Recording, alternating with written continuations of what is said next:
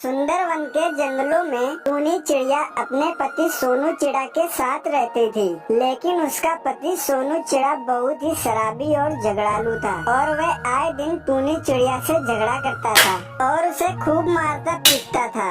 फिर एक दिन टूनी चिड़िया का पति सोनू चिड़ा खूब शराब पीकर घर आता है और हमेशा की तरह टूनी चिड़िया से झगड़ा करने लगता है। जीना हराम कर रखा है इस कमबख्त ने, हमेशा मुझसे लड़ती ही रहती है और ऊपर से तीन तीन लड़कियों को जन्म अलग से दे दिया है। मैं अब तुम्हारा और इन लोगों का पढ़ाई लिखाई का आगे का खर्च और नहीं उठा सकता। जाओ मेरे घर से, अब मुझसे कोई मतलब नहीं है, निकल जाओ यहाँ से। अरे तुम ये सब क्या बोल रहे हो? मैं तुम्हारी पत्नी हूँ और हमारे 3 छोटे छोटे बच्चे हैं। मैं इन बच्चों को इतनी रात में कहाँ लेकर जाऊँगी? प्लीज ऐसा मत करो, हमें घर से मत निकालो। मैं तुम्हारे आगे हाथ जोड़ती हूँ, मेरी नहीं तो कम से कम इन छोटे छोटे बच्चों के बारे में तो सोचो। मुझे कोई फर्क नहीं पड़ता है, तू इनको कहीं भी लेकर जा।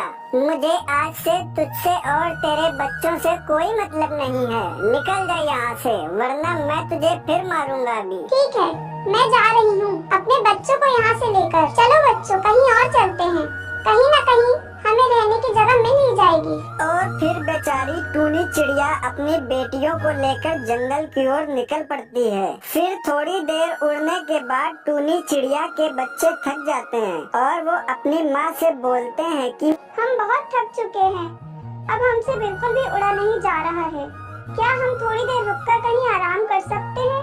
बोलो माँ। हम ऐसे कहीं भी नहीं रुक सकते हैं, हमें उड़ते ही रहना होगा, क्योंकि ये जंगल बहुत ही घना है। यहाँ बहुत सारे जंगली जानवर भी रहते हैं, तो हमें उड़ते ही रहना होगा।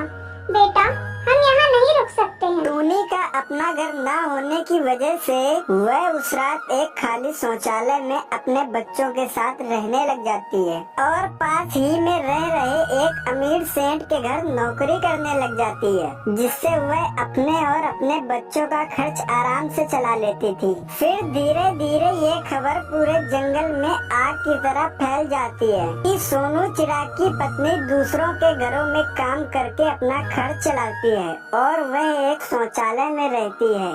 फिर एक दिन मोनू चिड़ा, सोनू चिड़ा का दोस्त, उससे मजाक उड़ाते हुए बोलता है कि यार तुम्हारी पत्नी तो शौचालय में रहती है, तुम्हें शर्म नहीं आती है उसे देखकर, शराबी बेवड़े कहीं के।